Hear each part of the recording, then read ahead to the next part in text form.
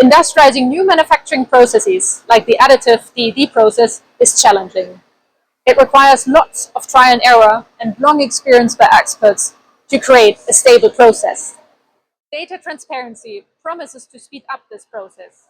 However, today, machines are a black box. It's hard to get the data, and once you have it, it's far from synchronized. We teamed up with Siemens to make data availability and usability easy. Siemens Industrial Edge gets the data for you, while nebumind's Anomaly Dashboard uses it for analysis and monitoring.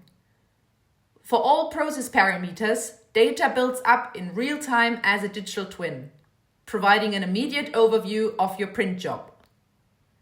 You get an alarm once an anomaly has been found. You can check the tolerance band and assess in 2D and 3D its criticality and position in the part. To better understand root causes, you can check other process parameters in parallel.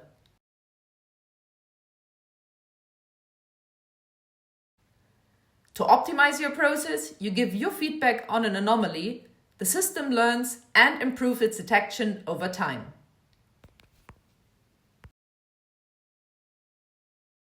Together with Siemens, we help you to make more of your data and optimize your manufacturing processes.